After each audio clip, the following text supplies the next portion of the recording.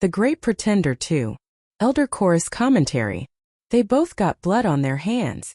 Mama E pulled her shawl tight and set her sweet tea down slow, the way she always did when something had turned her stomach clean past the point of polite. I want everybody on this porch to hear me good. Shamari Harris was 5 months along. 5 months.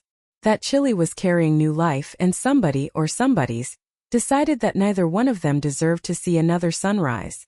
Now I've been on this earth long enough to know that evil rarely travels alone. And what I see when I look at this situation is 2 people, one who pulled the trigger and one who loaded the gun.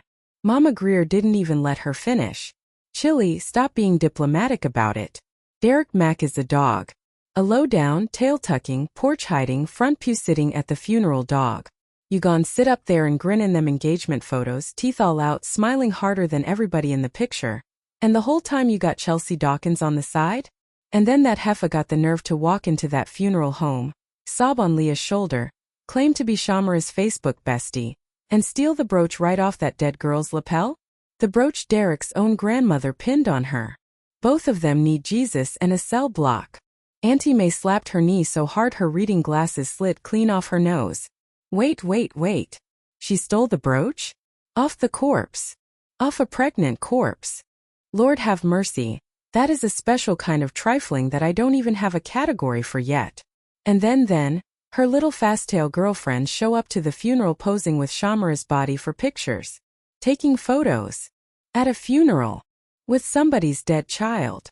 I don't care how crazy they say Chelsea is, schizophrenic or otherwise. There is a place prepared for people like that, and it ain't got no air conditioning, baby. Mother Mary rose slowly from her chair, pressed both hands together, and spoke through a jaw so tight it was practically wired shut. Father God, I am trying. I am trying to hold my Christian tongue on this porch today. But you already know what's in my heart, so I might as well say it plain. That man married another woman 12 months after Shamari was in the ground. 12 months. And we sitting here wondering whether he was already seeing this new wife while my baby was alive? While she was carrying his child? While Chelsea was unraveling and plotting? Lord, I am asking you to strengthen Leah, strengthen Toddy, strengthen that whole family, because Toddy is a sergeant with a badge and a weapon, and the only thing standing between Derek Mack's kneecaps and justice is the grace of the Holy Ghost. Keep her hands, Lord. Keep her hands. Sister Shirley and had been quietly refreshing her cup for the last 5 minutes. She stood up, pointed her finger at nobody and everybody at the same time, and commenced. You know what I think? I think Derek knew.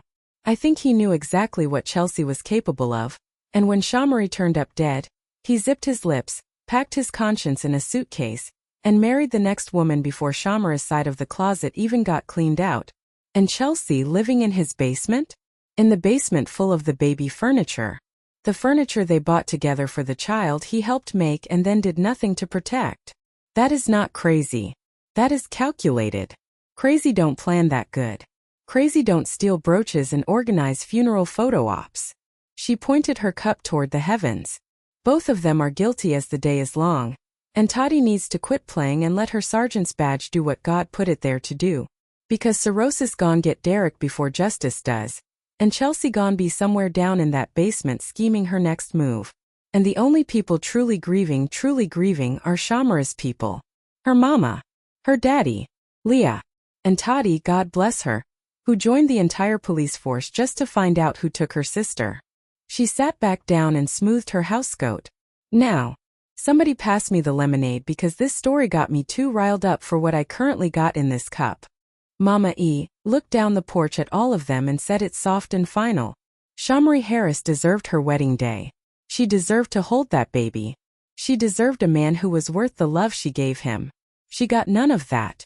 So until somebody answers for it, and I mean really answers for it, this porch gon' keep talking. Because silence is how evil wins.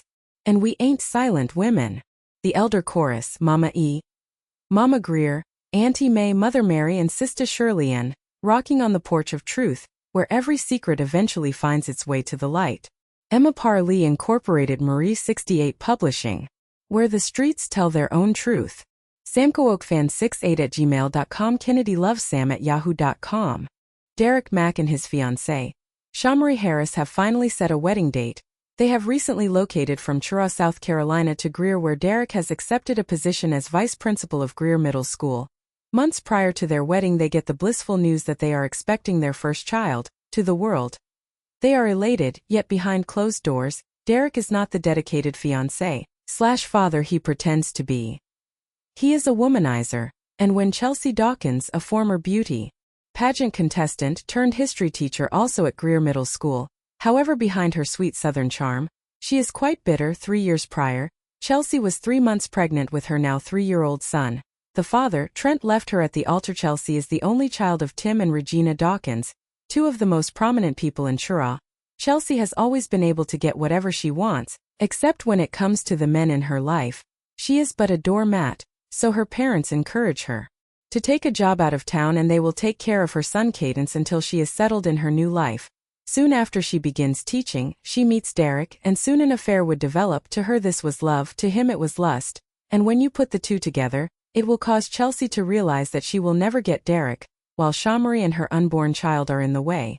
And when Derek begins to back away from the scorned Chelsea, she takes matters into her own hands, changing and altering lives. In tragedy, The Great Pretender 2. Leah, Toddy, and Big Mouth Michelle take matters into their own hands to avenge Shamara's murder, and since Chelsea suspect number 1, 2, and 3, but she slipped town, convinced that Shamara's fiancé Derek is somehow connected. Even more so since it was revealed that he was cheating on Shamari with Chelsea. They suspect him as a co/conspirator. They begin to make him scared straight and confess. Phantom voices convince him that he is losing his mind, drives him straight into the bottle. Now cast off by his once future family-in-law, he plunges into the bottle after Chelsea stole an antique brooch pinned onto Shamari's lapel as she lay in her casket, courtesy of Miss Kathleen, Derek's grandmother. But shit gets real when a group of Chelsea's girls attend the funeral, posing with the corpse. Derek denied knowing them, however it is obvious 2 things.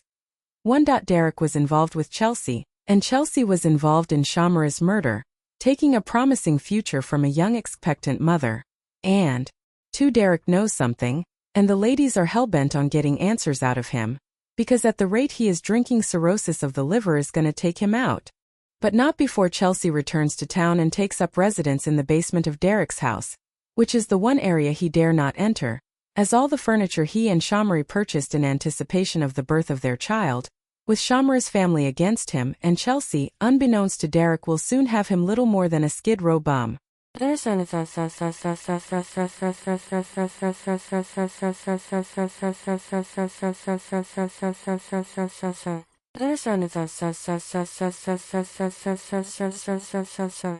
Leah. Congratulations, Toddy. My heart is broken 7 years now, but the pain feels as if was only yesterday, when my sister Shamari, 5 months pregnant, when she was ambushed and murdered in her carport, and still until this day, no one has been arrested. However, my parents Leah and myself know within our heart and soul that whoever did it was more than likely some bitch. Derek was cheating on my youngest sister, Toddy, and Big Mouth Michelle, Shamari's best friend. Feel that it was a woman simply due to the rage. We know Shamari died, not that we think Derek killed her, but I guarantee he knew who did it. I initially used to think the world of Derek because Shamari seemed so happy. That shit began to stress her out, and it seems that while she was living in the new house in Caprini Ridge, she and Derek had bought the house and had planned to get married, but she was murdered 2 days before she could get married. After she was killed, our family found out that Derek was not only a cheater but a bona fide hoe.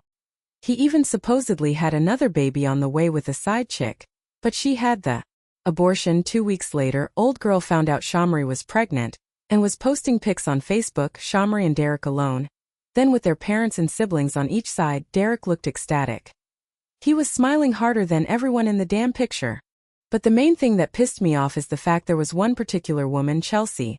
She walked into the funeral home. The repast was over. As people were leaving, she stopped my sister Leah. She said, "I am running late. I came down from Charleston to pay my respects to my best Facebook friend that I regret never got to meet in person." She sobbed. "I just wanted to see her. We chatted about our lives and men. I don't know much about Derek," she said, looking around. "Nothing to know except he truly loved Shamari. Just pray for him. We are gathering at my house for dinner. You're welcome to come. So I am giving you this card with my directions. I gotta go.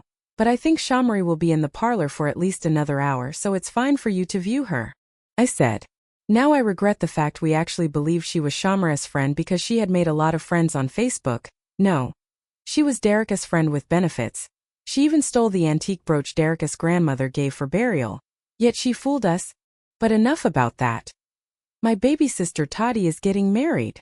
She met Tynan Tedder through a mutual friend, Tiffany Collins, and now Toddy is smiling again.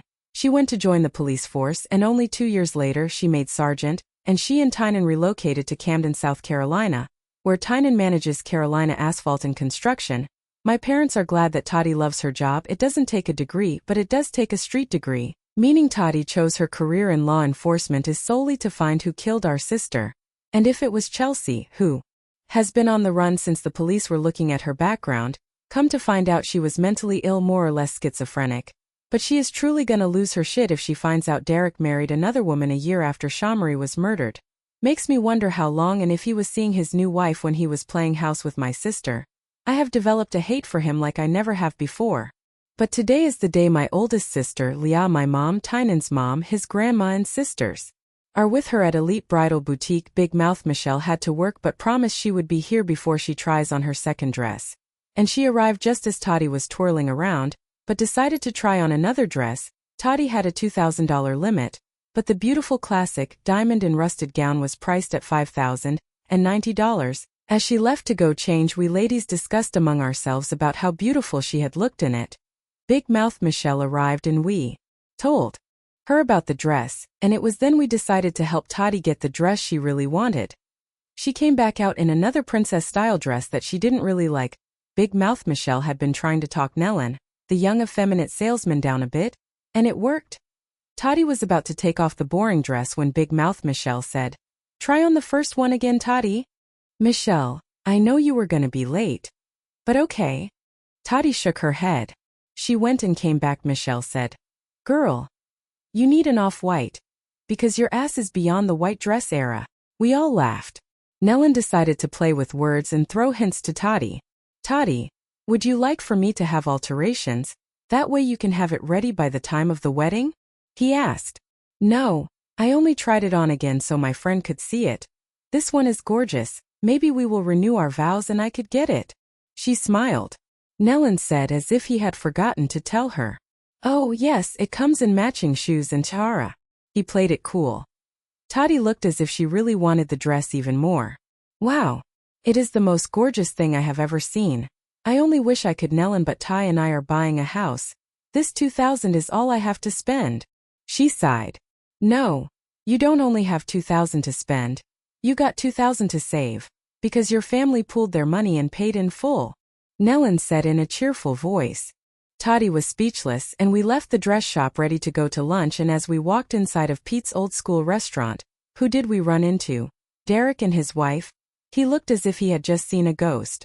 Toddy looked at him and said, "I lost my appetite. Plus I forgot I had plans. Hell. Not gonna lie, I got to get out of here before put a bullet in this bastard and say it was self-defense in the name of the law," she said and yanked up her purse. "You guys coming?" We all said, yeah, in unison. Who can say no to Toddy? So we left before Toddy got a chance to pop a cap into Derek. In or out of the name of the law.